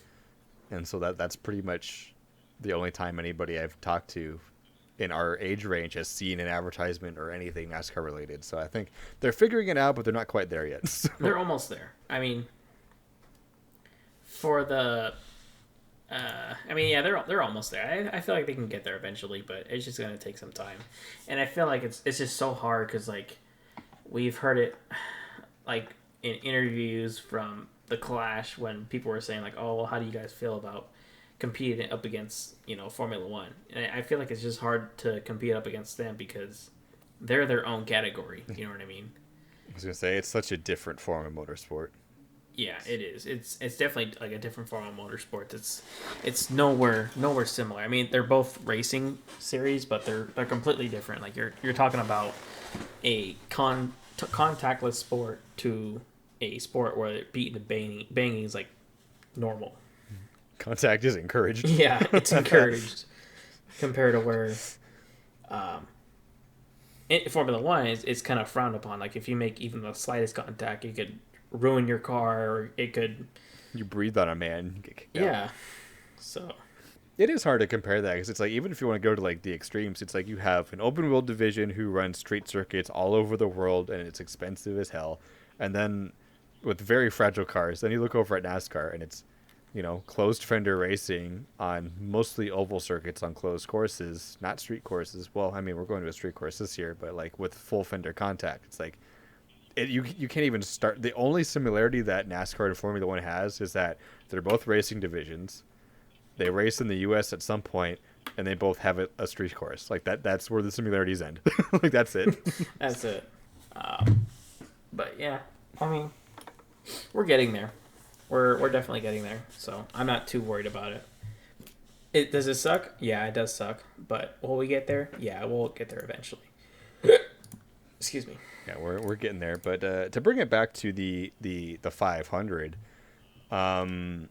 before Daniel Suarez Witten got stuck in the grass, we were shaping up for an amazing battle between RFK and Richard Childress. Yeah, it was a pretty good battle. I mean, if that wreck didn't happen, it would have been a good finish, I would think. But, yeah, it was great. It was really great.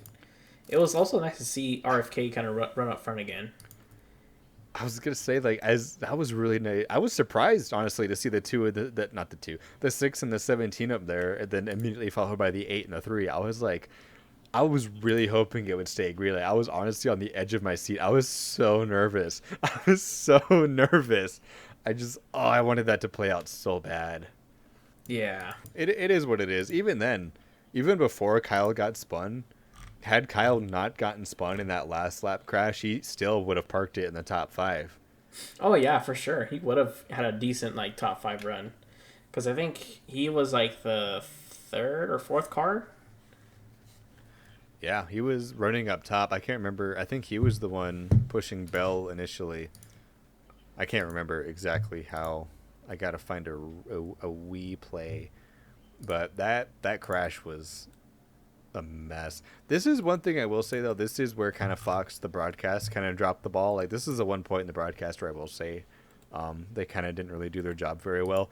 There were some 2 very hard hits in that crash, and they never mentioned once anything about the crash or the drivers involved. Like, I had to get on Twitter and, like, siphon around until the teams posted that the drivers were okay, because Kyle Larson and Brad Keselowski took 2 really hard hits, and the broadcast never mentioned that they were out of the cars, that they were okay, anything. And that was, to me, like, you kind of gotta pick up the ball a little bit there. You can't just show us a terrible accident and then not mention if the drivers are okay. Yeah. Or at least out of the cars. Yeah, I mean, they have to play something like that because you can't just ignore it. I mean, I don't think they ignored it, but I feel like they should have just, like, kind of... No, they ignored it. I feel like they should put a little bit more focus onto it. I mean, just to kind of let everybody know that they're fine. Because, I mean, I'm not going to lie, that was a pretty hard hit from Larson. He pretty much just, like, went straight into that wall. And Keselowski, too. Like, Keselowski took a vicious hit as well. Yeah. It wasn't as hard as Larson's, but it was hard enough to be kind of... to have some concern over. And so the fact that the broadcast never even mentioned it was like, come on, guys. Like, because normally they've always said if the drivers are out and okay. Like, even earlier in the race when we had the other crashes, they were saying, you know, here's the list of drivers and everyone's okay. It's like even just a brief mention is fine, but to just completely ignore it after a hit that hard is just where I'm like, Yeah. Shouldn't have to dig for this information, but okay. Yeah, it was pretty violent, but I think that's the only time the broadcast really actually dropped the ball. Like that's my only complaint outside of commercials. But yeah, I think Eric brought it up. He was just saying that. I mean, towards the end, it was like I feel like Mike Joy. He's like the perfect guy for you know, being very enthusiastic during the races. And I think he was saying, like, with Clint Boyer and Tony Stewart, like, they were a little bit, like, quiet. They weren't very talkative. I kind of disagree with that, like, a little bit, because there are some points where they're putting a lot of good information out there. But towards the end, I feel like Clint Boyer, he I wouldn't say necessarily dropped the ball, but it just kind of wasn't very entertaining towards the end, because I think he was calling the race right when Larson wrecked, and then he kind of, like, you know, instead of saying, like, oh, you know, it's instead of, like, hyping it all up and saying, like, you know, it was a big wreck, Larson's involved, it was just kind of like, oh, Larson's got it wrong, and nonchalant about it, and he wrecked, and that was it. It's like, I feel like he could have. I think at that point they were kind of having the same mindset I was, where it's like, this is going to devolve into a mess like it always is. This isn't even really NASCAR's fault or anything. This is just the drivers. I don't know what it is, but I think the last, like, I don't even know, since like the last couple of, not even the last couple, I think the last like 5 or 6 Daytona 500s, when was the last one that actually ended under green? I think we've ended this race under caution like every single year. I think 2020. Oh, but even then we had a big ass wreck at the finish with Ryan Newman. But yeah, but I think you're right. But I feel like every year we end this thing under caution with a wreck fest. It's like I just, it's kind of expected. Honestly, it's kind of annoying. It's expected, but it's kind of annoying because it's like I want to have a really good race to the finish. Like the RFK RCR battle would have been an incredible way to end that race. Even if it did end in a crash, it would have been a great battle to the end. But it ended with big wrecks and chaos. And it just kind of, after you see it enough times, it kind of gets annoying. And so I'm just like, I want to see. I feel like they kind of cut it. One of these races end. Yeah, I feel like they called it earlier with Suarez spinning, but then again, it's like he still got stuck on the grass. So it's like, yeah, I was gonna say it's like it wouldn't have mattered. They were gonna throw the yellow anyway because he was parked in the grass. Yeah. But I don't know. It's kind of sucks. I would kind of wish it would have just raced it out like that. It would have been probably a really good finish. But it is what it is. But hopefully, we'll see better racing. I mean, I don't know. Like, has all the restrictor plates pretty much like ended under caution for the most part? Not all of them. We've had a couple of them finish under green, but they're mostly at Talladega. Like, that's something I've noticed. It's just the Daytona races for some reason that just explode at the end. Like, if you look back at a couple of the Talladega races, I think even the one that got shortened for rain, that Bubba Wallace won, that was an incredible race. Actually, no. That was a good race, too. That wasn't a huge wreck fest. And then the 2020 race, the 2020 Talladega race, I think the fall one, the second Talladega race, that one, we never had a big one. There was no big one. There was a couple of like little single car spins, but that race went flag to flag without a big one.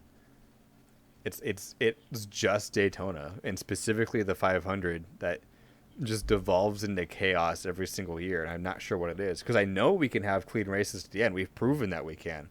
We've had a number of Talladega races that have run to the finish without a big one, or even if we do have a big one, it's coming across the line and we make it to the white flag. I mean, we make it to the checkered. It seems that the Daytona 500 in recent years, we take the white and we never make it back to the checkered under green.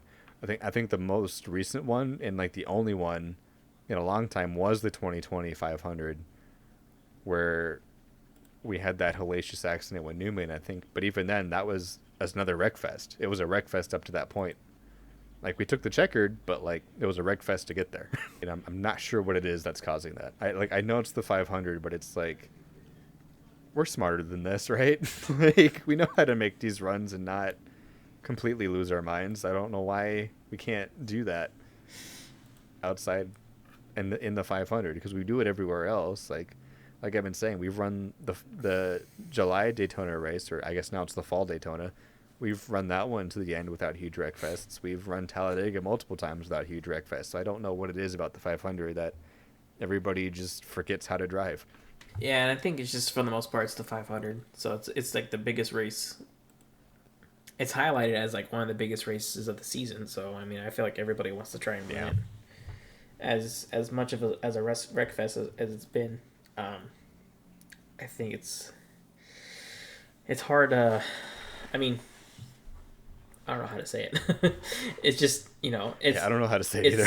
It's one of the biggest races of the season, so I think everybody's going to try and win it. But, at the same time, I feel like, you need to kind of be smart and not try to wreck everybody else out. It's just kind of like, I feel like some people were at desperation at that point. Yeah, I think you figure out you're at the front and then you just kind of hit the panic button. Is what happens. Yeah. But it was a great race up until the wreck fest, and like a lot of close calls, some pretty decent moves throughout the field, and then Daniel Suarez was the pin that came out of the grenade. So. Yeah, but I mean, it was a good Daytona 500 for sure. It was pretty good up until that point, but overall, it's still a pretty good race. Yeah, and really happy for Ricky Stenhouse Jr. because that was something that you wanted to talk about earlier with Ricky Stenhouse winning. Oh yeah, it's just like, it's a small team. I mean, it's kind of funny. Like Tony Stewart brought it up. It's like, it's a small team. Like he's going up against like teams where there's two four cars per team, and then they're just like the lonesome car team, and they they beat everybody else. So it's kind of a what do you call it? And barely too. Yeah, but I mean, it's kind of like a nice thing to see, like a small team to kind of come up front up against all these big huge teams. Oh yeah, like I was so excited at the end of that race because I was like, I didn't know who was gonna make. I knew they were gonna wreck, and I knew they were gonna wreck pretty soon. So it really just came down to who was gonna be up there, and I think he just barely eked out Logano, didn't he? He was just barely ahead of him. Yeah, it was like the finish to the Xfinity race where it was won by inches. Yeah, they pretty much won it just by inches, just like Xfinity. It's kind of funny because like the 2 races in a row, it's determined by who was in front when the caution flag comes out. Yeah, it's something I saw that I thought was kind of funny too. Somebody was tweeting about. I think we finally hit a generation of NASCAR fans who weren't around for the overtime line. Yeah. Because I saw a tweet where somebody was like, maybe we should put a line down the backstretch, and if we hit that line, the races we can let them race back. And all the replies were like, "Oh no, like we've done this already." Oh no, I know. I was seeing that too. I'm like, oh, we're at that stage now. We hit a generation who wasn't there for the overtime line fiasco. But honestly, I don't think that's a terrible idea if it's on the last lap, because I think the problem with the overtime line is that it was with 2 to go. And that's what made people upset, was that it wasn't the last lap, it was 2 to go. But the other problem is another point that somebody brought up, is like it comes down to safety too. Like if it had just been like a simple spin, it's the same thing like with the end of the Xfinity race. Had it been like 4 or 5 cars just crashing, NASCAR probably would have let him race back.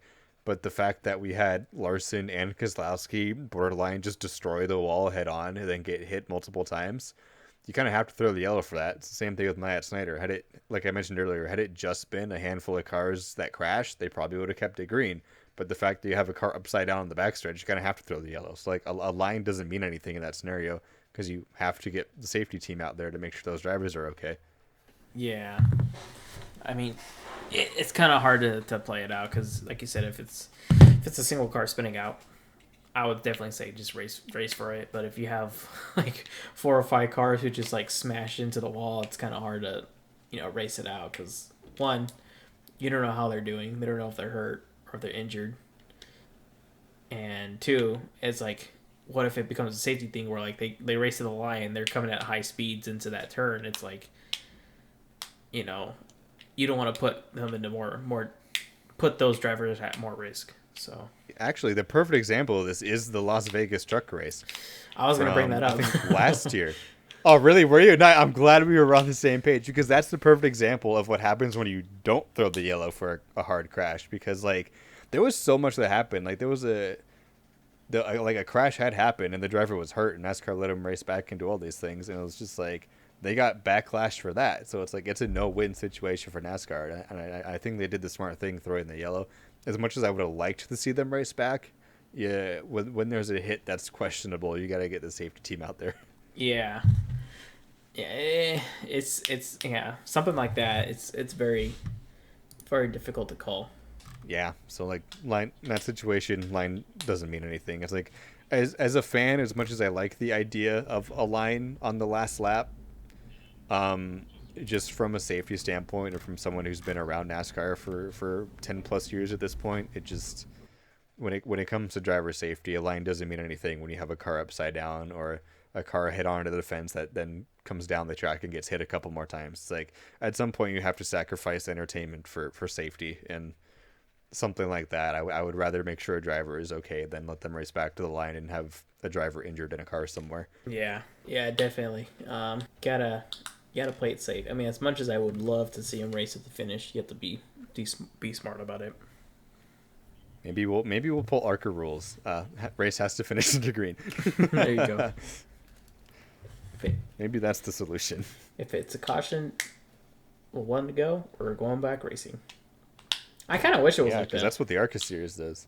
Yeah, I don't know why no one thought about that. Just pull the ARCA rules. It's like it doesn't matter if the white flag's out. We crash, we stack them back up. So, Yeah, I kind of wish it was like that. Just kind of go back to, the ARCA style. Just if the race is still going, if it's under yellow, then rack them back up. yeah, like because I know they do one like they do the green white checkered if it's before the white, but I think if they take the white and the yellow comes out, they just do a 1-lap shootout. Like they take the green and the white at the same time. I'm pretty sure that's how ARCA does it. Yeah. Which even that I would even be fine with that. Like just rack them up for a green and white at the same time. Just do 1 lap, but. Like there are solutions to this. It's just whether NASCAR wants to employ them or not. But I think the a new version of the overtime line isn't the solution, just because it really depends on what kind of crash we have. I don't know. I feel like there needs to be something that changes just a little bit. Maybe that's what we do. Hey NASCAR, 2024. Let's experiment with the with ARCA rules on the finish there. I mean, although I don't like the 1-lap shootout, I think it just needs to be a green white checker too, because I feel like 1 lap's just not enough. And then we kind of seen it before with ARCA. Yeah, that's true. Where you get a good start, the race is over. Yeah, we see that with green white checkers anyway. Sometimes, depending on the track, somebody will just get a good launch, and then that's all she wrote. But so, I guess it's just one of those things where I think it just depends on how good the car is up front and what track you're at. But I don't know. We'll there are solutions to this. I do think ARCA rules would be a good way to try to avoid what's been happening in NASCAR, even if we do it at just like the super speedways or whatever. Then because it's like they seem to all end under caution, and I think that's what's getting the fans all crunkled up, is the fact that we rarely see a super speedway race end actually under green these days. yeah. That's all you got on the Cup race. Let me see if I have any notes that I'm missing. No, I think we covered it all. I complained about the commercials. Did everything else. So, I did not pull open my oh, I did. I just had it minimized. Okay. So, for the third time to reiterate this, we're now pulling up the DVR points sheet. Oh, wait, actually, hold on. Let's look at this finish really fast. I think we mentioned this already, actually. Travis Pastrana finishing 11th. We did. We mentioned that already. So we already talked about the finishing orders of some of these drivers, huh? For Cup, I think so. Yeah, okay. So, so we covered everything then, huh? Yeah, I think we did. We got right. Fontana next weekend, which is kind of sad. Yeah. It's the Right, final hurrah. Before we roll into Fontana, I just want to make sure we covered everything Daytona before I did the points thing. So, yeah. Once again, reiterate for the third time, it's the first points race. So, the DVR points are going to look very similar to the finishing order. Something about Ricky Stenhouse Jr. leading the points feels weird, but here we are. Joey Logano in second, Christopher Bell third, followed by Chris Buescher and Alex Bowman. Bowman, the pole winner man, front row Bo. Front row Bo. And fifth on the points. And then 6th through 10th, we have AJ Allmendinger coming back to the Cup Series up in 6th, followed by Daniel Suarez, Ryan Blaney, Ross Chastain. And fun fact, that 11th place finish for Travis Pastrana was enough to put him 10th on the points list. So Nice. And so that's the top 10 in the DVR point standings. And so now I'll hand it back to you, Chris, for the Fontana preview. Oh yeah. Final race for the Fontana track until 2025, I believe. Yeah. So final hurrah for that track. It's kind of sad to see because that was one of my first races I went to, but I'm kind of excited. I'm going this time as a fan, which I usually go to as a fan for Auto Club, but I was gonna go for media, but decided to go as a fan just to kind of soak in the final race as a race fan. So, yeah, it's kind of sad to see it go, but you know what? We'll see how it turns out when it becomes a short track. Yeah, and I've never been a Fontana. This will be my first and last race at the Auto Club Speedway. So. In a good way, not a bad way. Yeah, no, in a good way. Definitely in a good way. Like it'll be my first time there. It'll also be my last, and so I'm not too worried about learning the layout that hard because it's not going to exist in a year. But yeah, I'm working the event unlike you, so I will be down there for the podium finish doing their fun editorial stuff. So I'm excited to be down there for my first time at Auto Club. Do you want to make a pick now, or do you want to wait till the weekend to make our social media picks? Do you want to do a way too early pick and then change it later? I'll make an early pick. Just wait. You make an early pick? All right. I'm trying to remember who won it last year. Larson won it last year. So it's only Xfinity and Cup, but I'm gonna pick. Damn.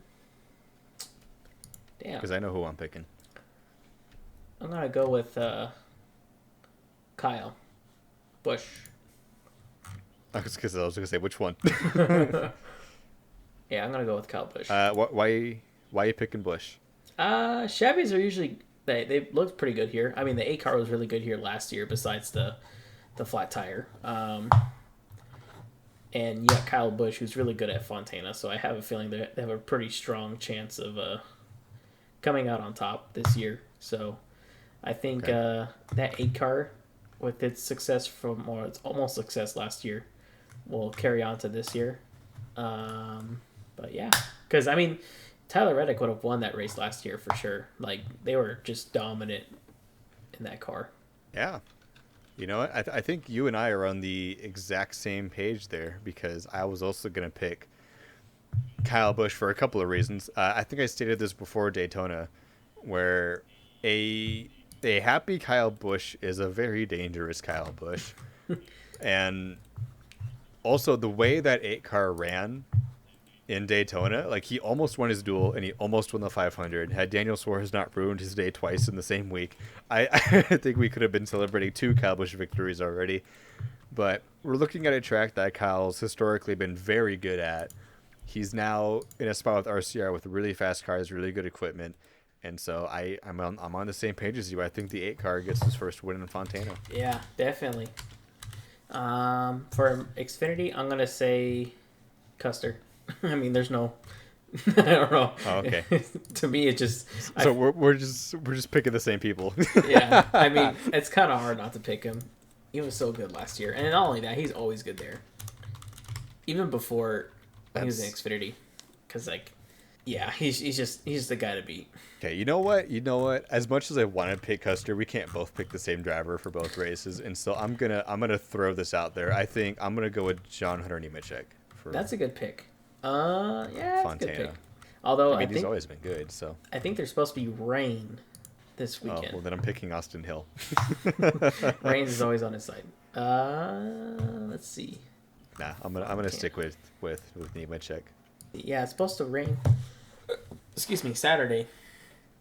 But we'll see. Sunday's supposed to be sunny. You think we'll have a doubleheader on Sunday, or do you think we actually no? Fontana has lights. Yeah, they do have lights. Let me see. I forgot about that. We don't have to ask Bob because I just remembered. Bob, does it have lights? It does. Oh, shoot. It's supposed to rain Sunday. 40%. Ah, poo. But if they start the race... Actually, no, they should be fine. I hope so. Because it's only supposed to rain in the morning. The only one I'm worried about is Saturday. It might be a late race. Xfinity. I mean, as long as they get it in, because I currently do not have the funding to stay past Sunday in California. So if we get rained out Sunday and they move the race, I'm gonna have to call Rob and be like, "Hey, going home early. I'm going home. I can't stay." I don't think there's gonna be any practice or qualifying though, because Friday is supposed to rain all day. Saturday is supposed to rain all the way up until I think 6. Oof. Okay. Well, yeah.